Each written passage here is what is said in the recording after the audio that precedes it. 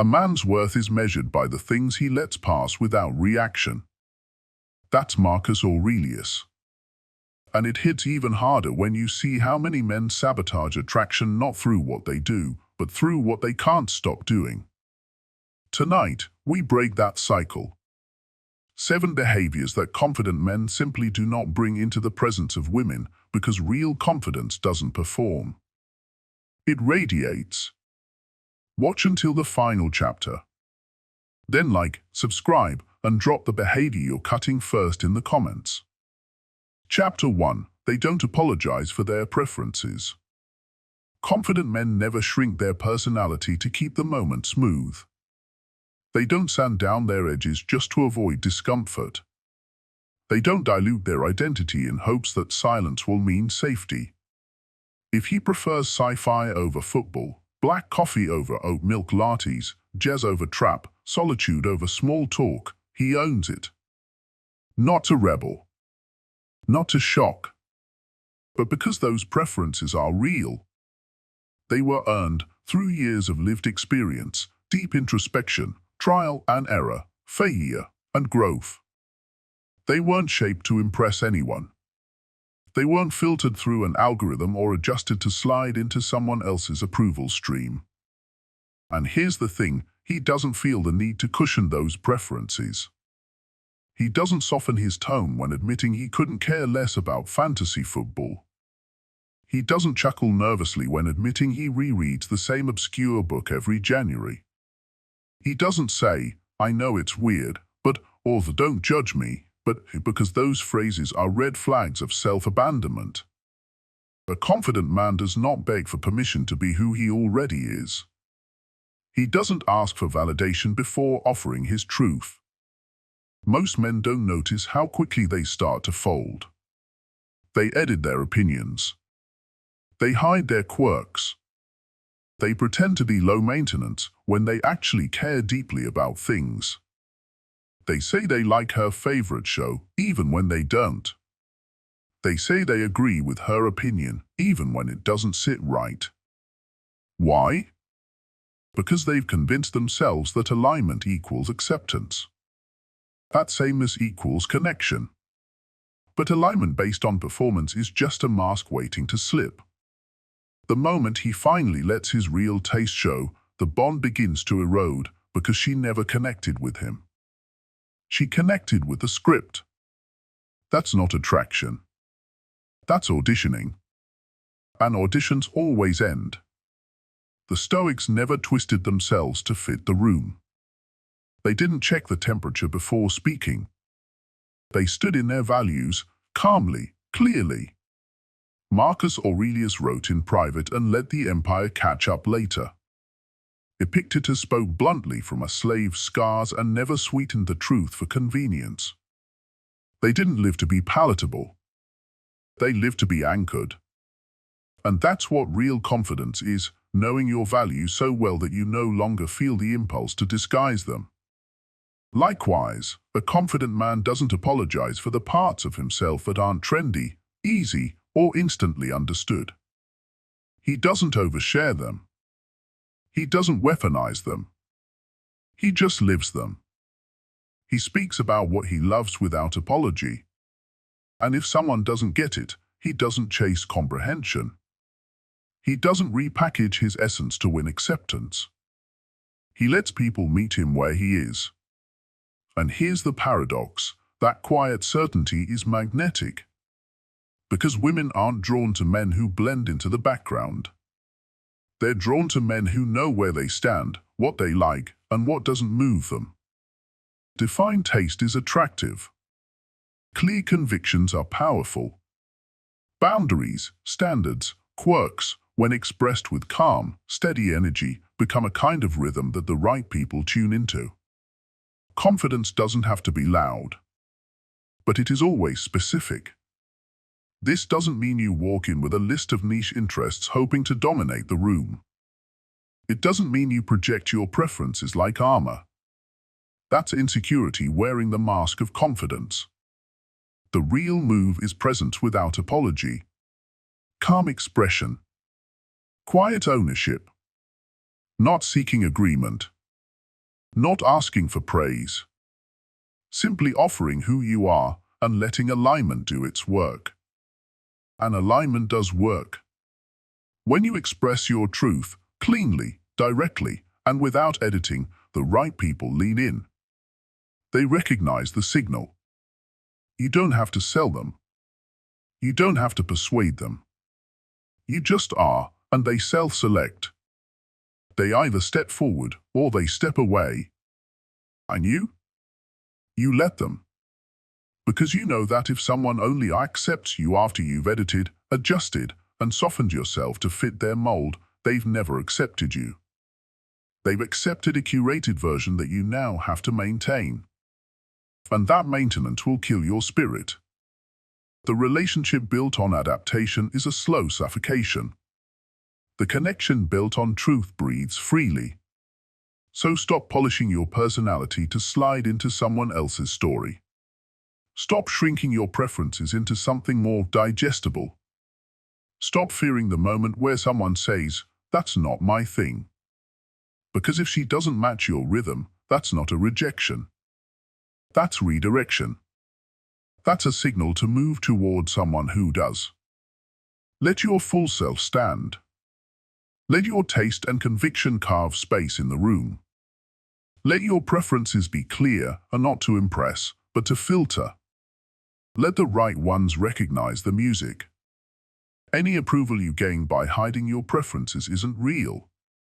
And any woman who connects with your edited self will never truly see you. Confident men show up whole. They say what they love. They live what they believe. And if it resonates, it does.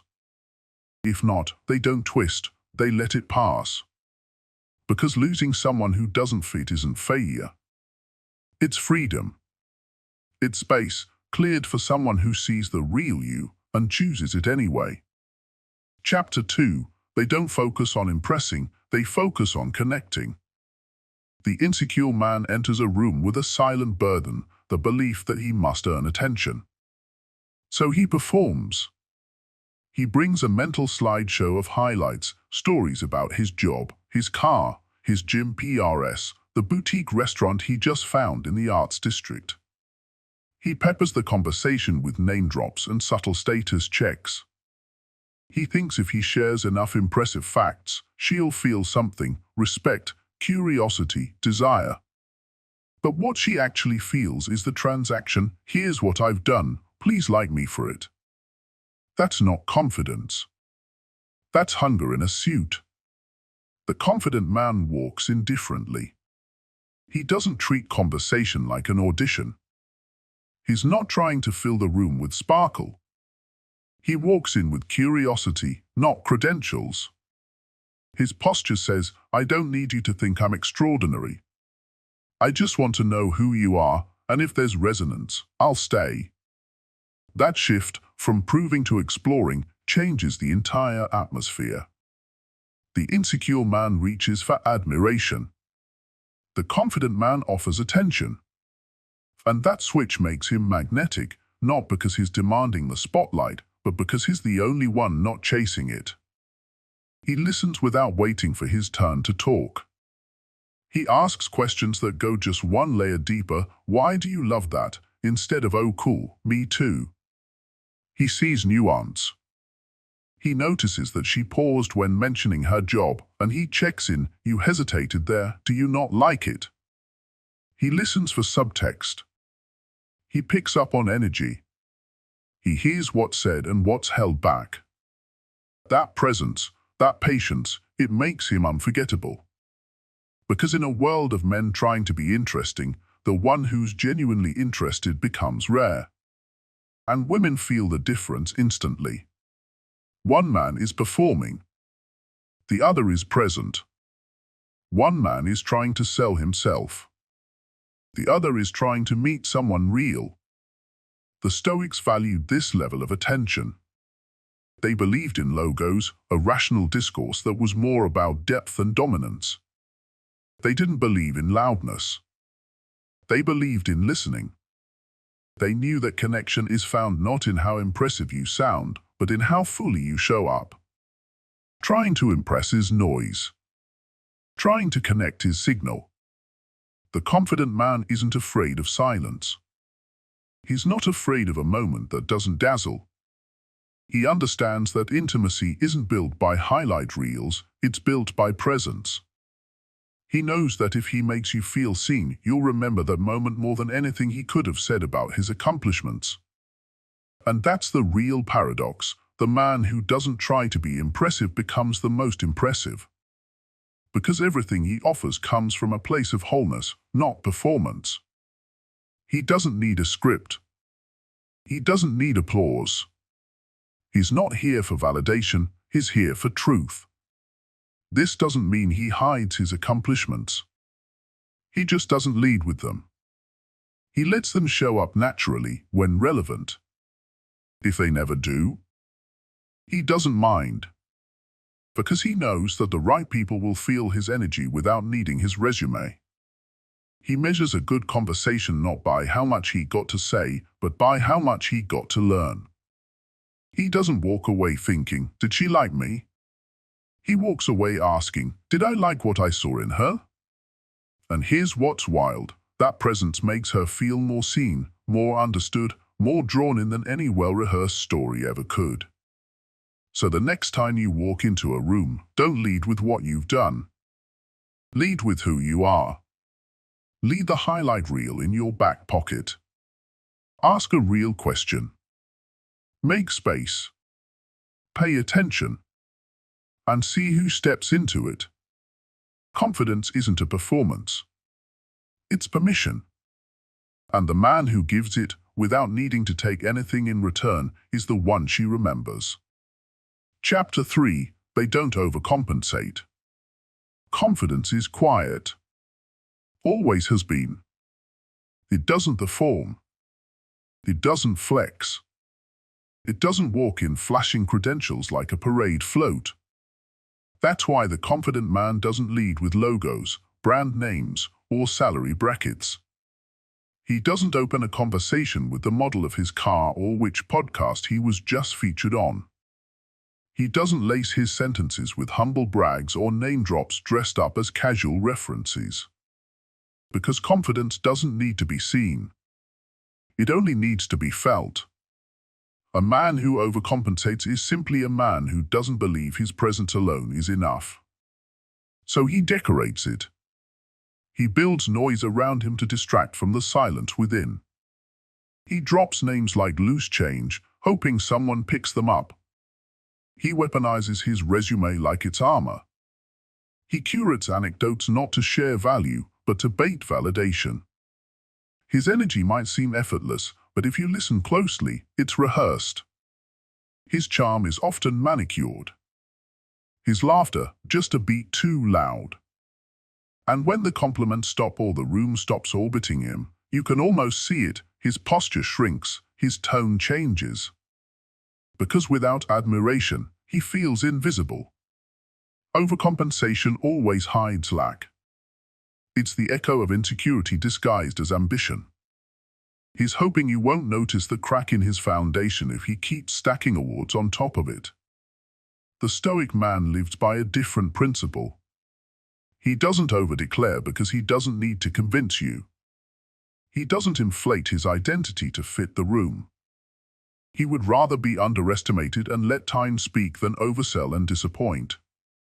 When he shares his achievements, it's with clean simplicity, without inflation, without performance. When asked about his goals, he paints a vision, not to impress, but to orient. He's not trying to sell you on himself. He's just pointing toward where he's going. Because who he is doesn't shift based on who's watching.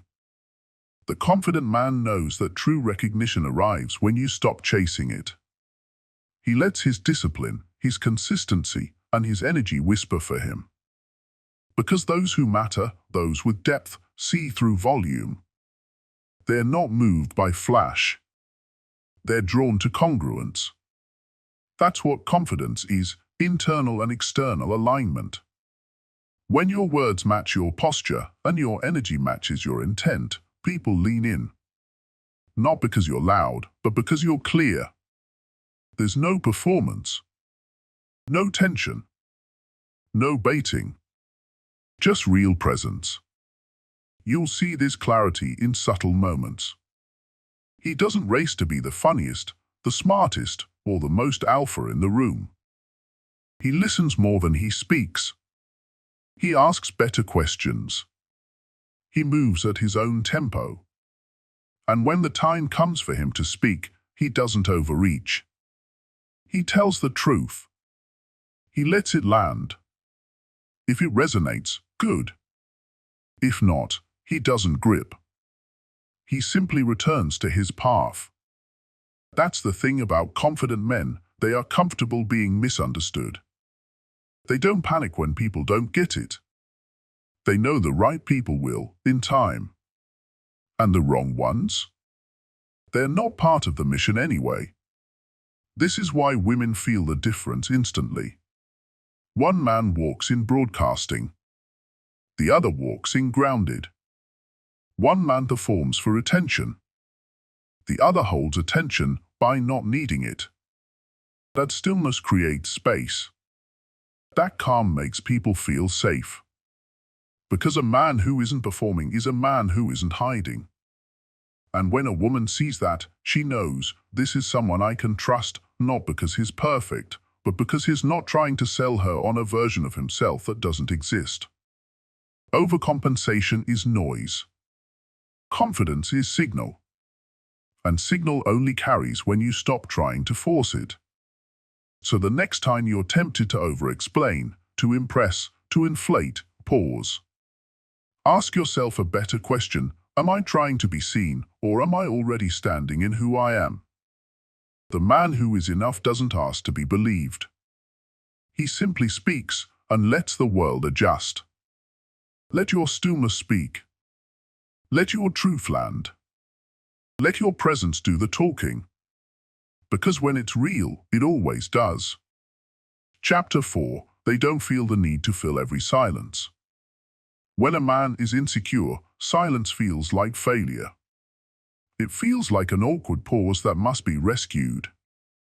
So he rushes in stories, jokes, over-explaining, questions stacked on questions. He tries to maintain momentum by sheer volume. The energy becomes frantic. Each second of quiet is a test he thinks he's failing. He talks through the space where something deeper could have emerged. Not because he's shallow, but because he's afraid to be still. But the confident man knows something else. Silence isn't empty. It's a canvas. And the most meaningful moments often arrive in its wake. He doesn't view silence as a threat to connection.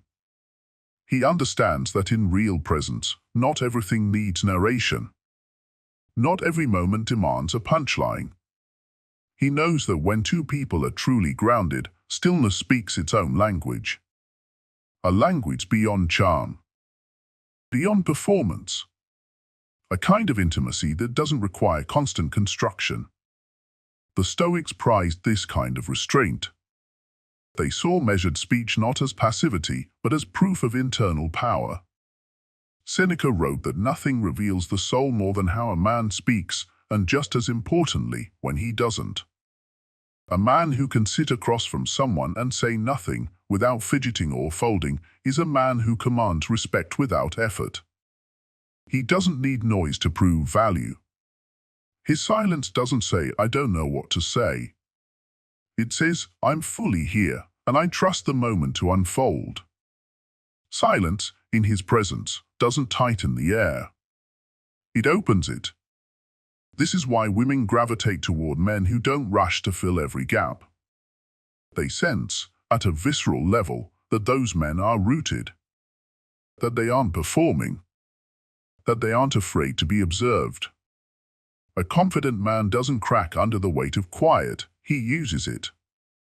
To listen more deeply. To let the last sentence land. To give her space to find her next thought without pressure. Because here's what most men never realize: if you dominate the air with constant words, you don't just drown the silence, you rob her of the chance to meet you in it. The man who is always trying to entertain, impress, or fill space may be engaging, but is also exhausting. His energy creates performance, not peace. But the man who lets silence breathe invites her to settle, to reflect, to match pace. She begins to associate that stillness with safety, with depth, with maturity. Confident men are not allergic to quiet, they cultivate it. They know that the seconds after a deep laugh or the beats between glances can hold more emotional weight than another rushed anecdote. They let the atmosphere breathe. And in doing so, they become more than a speaker, they become a space.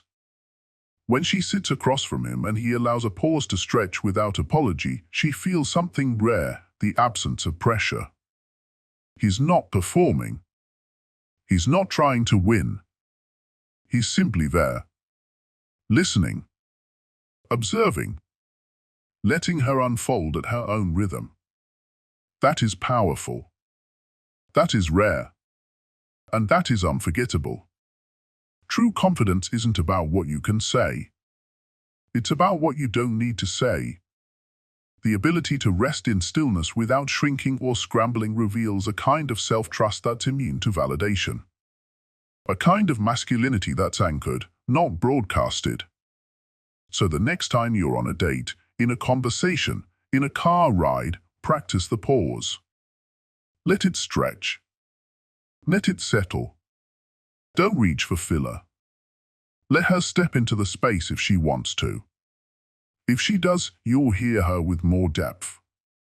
If she doesn't, the silence still speaks for you. I am whole without noise. That kind of stillness is confidence. That kind of presence is connection. And in that quiet, she will feel everything she needs to know. Chapter 5. They don't try to control the situation. Insecurity needs control like a drowning man needs driftwood. It clings. It overplans every moment. It scripts out interactions, polishes responses, creates imaginary expectations for how the night should go, and panics the moment reality deviates from the mental movie. The insecure man treats dates like presentations. He believes success lies in perfection, the perfect location, perfect conversation, perfect ending. When any part of the script changes, he loses his footing. Because control was never about confidence, it was about fear dressed up as preparation. But true confidence flows. The confident man comes with a plan, yes, but he's not chained to it. He knows where he's going, but he's not afraid to take the scenic route. If the restaurant is closed, he suggests something nearby with a grin. If traffic ruins the timing, he adjusts without frustration.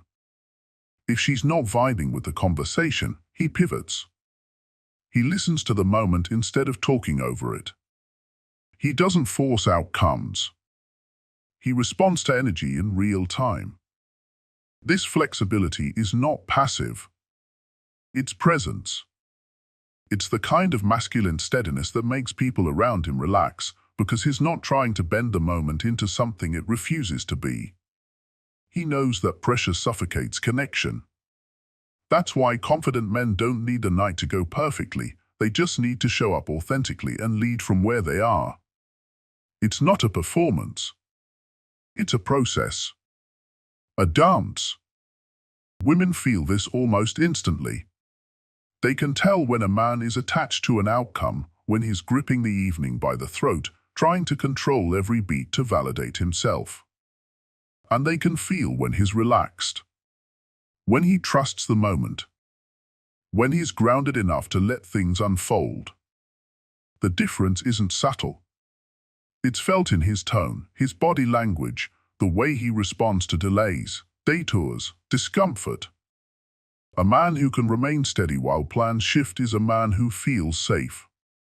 That safety is what allows laughter to surface. It's what invites spontaneity. It's what unlocks genuine presence. A rigid man needs everything to go right to feel okay. A grounded man is okay, no matter how things go. Stoic resilience has never been about controlling the weather. It's about how you walk in the rain. The Stoics trained their minds to stay composed not because they expected life to behave, but because they knew it wouldn't. They rehearsed failure, hardship, discomfort, not to make themselves cold, but to make themselves unshakable. That same philosophy applies to every interaction with a woman. You don't need her to be impressed by your planning. You just need her to feel your calm in the unpredictable. Competence is leadership without force. It's showing initiative without domination. It's direction with flexibility. You take the lead not to control her experience, but to create space where both of you can experience something real, not rehearsed.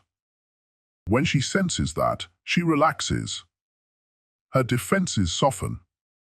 She doesn't feel like she's auditioning for your approval or being led down a path she didn't choose.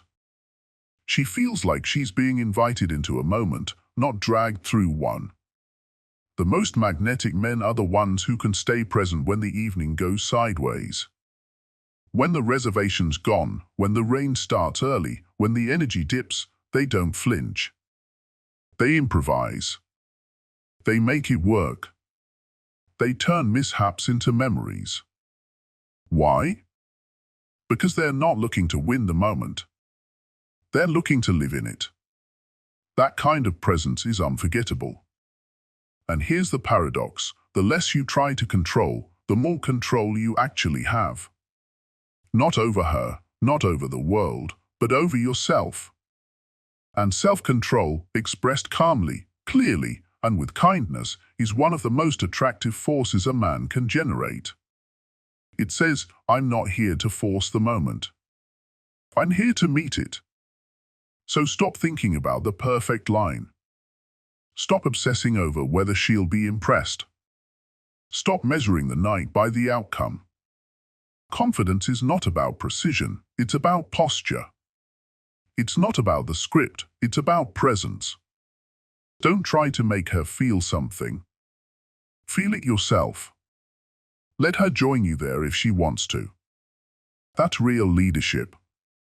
That's quiet magnetism. That's confidence. Presence without pressure. Direction without control. Intention without force. That's what separates the man she remembers from the man she forgets. Chapter 6. They don't change who they are to fit the moment. Many men shapeshift without realizing it. Around one woman, they speak like philosophers, discussing fate, meaning, and mindfulness. Around another, they turn into comedians, laughing loudly, exaggerating stories, sacrificing authenticity for punchlines. With a third, they become whatever she seems to need, soft, agreeable, careful to never rock the boat. And from the outside, it looks like adaptability. But from within, it's erosion. It's the quiet shaving down of who they really are in exchange for what they hope will be accepted. They're not adapting. They're abandoning. And worst of all, they call it charisma. The Stoic man is different. He adapts, yes, but he never detaches from his root. He adjusts his tone, not his truth. He knows how to meet different energies with emotional fluency, but he never loses the thread of who he is. Whether in the presence of elegance or edge, power or chaos, he speaks many social languages, but they all flow from the same unshakable origin. You feel this difference immediately. A shapeshifter may impress quickly, but you'll notice his temperature change in every new room. A Stoic remains steady. He is not one man when alone and another when observed. The voice, the posture, the energy, all remain aligned. A man who constantly shifts to gain approval becomes unknowable. Not just to others, but to himself. Because when your identity depends on audience reaction, you never actually decide who you are. You just rehearse whichever role earns applause. And eventually, you forget where the performance ends and where presence begins. The confident man doesn't perform character, he expresses it. He doesn't rehearse lines before a conversation. He doesn't run mental simulations of which version of himself will be best received. He walks in fully formed, deeply rooted, and simply pays attention. That presence gives women something rare, something real to measure against. There are no masks to penetrate, no image to decode. Just steady energy that either harmonizes with hers or doesn't. This kind of stability is rare in today's world. Because most people are terrified of not being liked. They confuse likability with compatibility. They believe the safest way to secure connection is to erase difference, smooth out every edge, and soften every opinion. But here's what they don't realize: sameness doesn't spark anything. No one bonds deeply with someone who reflects everything they want to see. Attraction lives in contrast, in polarity, in the gentle friction between two distinct inner worlds that choose to meet. If your personality changes depending on who's watching, you're not a man. You're a mirror. And mirrors don't connect. They reflect. Real connection happens between two people who show up as themselves, fully, honestly, without strategic filtering. Stoic confidence isn't loud. It isn't rigid. It's quiet clarity. It's the ability to walk into any space and stay whole, while still being fluid enough to listen, learn, and engage with presence. It's understanding that your worth isn't conditional on reception. It's not determined by applause or by silence. And women feel this instantly. The man who does not recalibrate his values to earn approval becomes magnetic, not because he tries to be, but because his stillness gives her something to trust. She doesn't have to decode him. She doesn't have to wonder which version she'll meet tomorrow. She sees the same man across the room as she saw across the table. That consistency? That's rare. That's grounding. That's leadership. So let others twist themselves into whoever the room wants. Let them rehearse personas and negotiate their authenticity every time they feel tension. But you? Be the man who can shift approach while remaining loyal to essence. Be the man who can match tone without abandoning principle. Because the minute you stop changing for every woman, you become the kind of man who attracts the one aligned with your real self. That's not control. That's character. That's not detachment. That's depth. And in that kind of presence, connection becomes possible without compromise. Chapter 7. They don't seek approval, they give it. The insecure man walks into every interaction with a silent question burning under the surface. Will she like me? It's not always spoken, but it drives everything. His tone shifts mid-sentence. His posture adjusts depending on her mood. He walks on conversational eggshells. He suppresses his opinions to avoid friction. His identity bends like steam in her presence. Why? Because her reaction has become his compass. If she smiles, he relaxes. If she seems neutral, he spirals. His sense of self doesn't come from within, it lives in the mirror of her approval. But the confident man steps in with a different internal script. Do I like her? Not with arrogance. Not with judgment. But with grounded discernment. He's not watching her to see how he should act, he's watching her to see who she actually is. How does she speak to strangers? How does she carry herself in silence? Does she speak with intention or just to fill space? Does her humor reveal depth or defense? He's not auditioning for affection, he's evaluating resonance. And that shift, from seeking to scanning, is everything. This is the deepest layer of masculine confidence. It's not swagger. It's not detachment. It's sovereignty. Stillness. The kind of internal certainty that doesn't need to be liked by everyone because it's already approved by the only person who matters, the man himself. The Stoics had a word for this, prohairesis. It means acting from reasoned principle, not from reactive emotion. The man anchored in prohairesis doesn't chase validation. He doesn't abandon values to preserve comfort. He doesn't betray himself to be liked. He's not afraid of being misunderstood because his compass isn't external. It's forged inside. And when you operate like that, the need to impress dissolves. You stop filtering your truth. You speak with intention, not for applause. Approval seeking is exhausting. It distorts your words. It flattens your energy. It wraps your spirit around someone else's expectations. You walk out of rooms asking, did they like me? Instead of, did I bring the truth? But when you drop the performance, when you walk in grounded, calm, present, unattached, you release all of that weight. Not cold, just clear. And women feel it. Instantly. Because in a world of men begging to be chosen, the man who chooses himself becomes rare. He doesn't compete for attention. He doesn't chase the moment. He occupies it. He listens better. He speaks slower. He doesn't overshare to impress, he shares what matters. And when he speaks truth, even if it creates tension, he lets it land. This kind of presence creates a new atmosphere. She no longer feels responsible for carrying the energy. She no longer feels like she has to perform to keep him interested. She relaxes.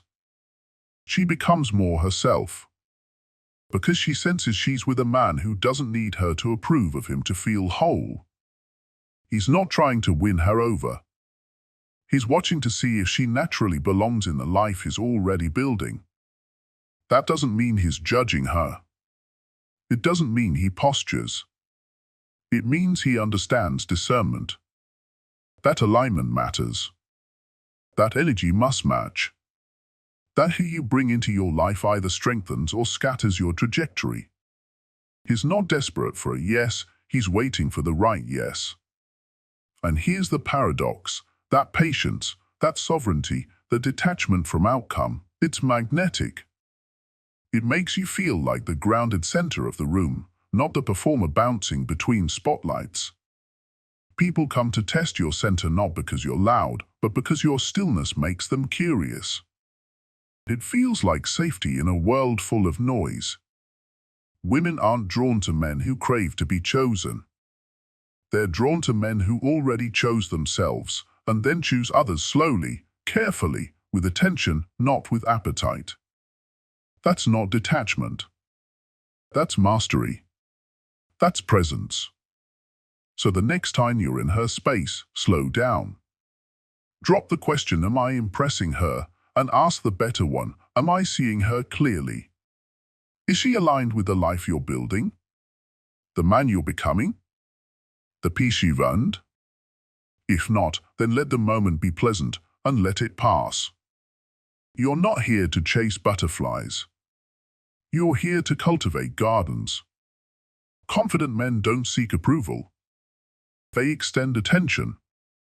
And they let the right ones earn their presence in return. She is not your validator. She is not your mirror. She is not your finish line. She's a guest at your table, and you are deciding, calmly and without pressure, whether the energy she brings aligns with the meal you've prepared, the house you've built, the mission you're on.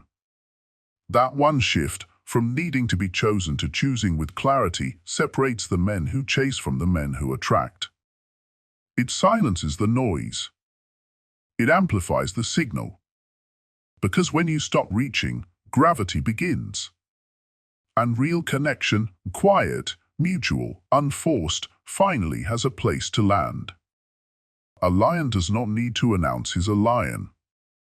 He doesn't chase gazelles for approval or roar to be validated by the jungle. He simply stands, and the world adjusts.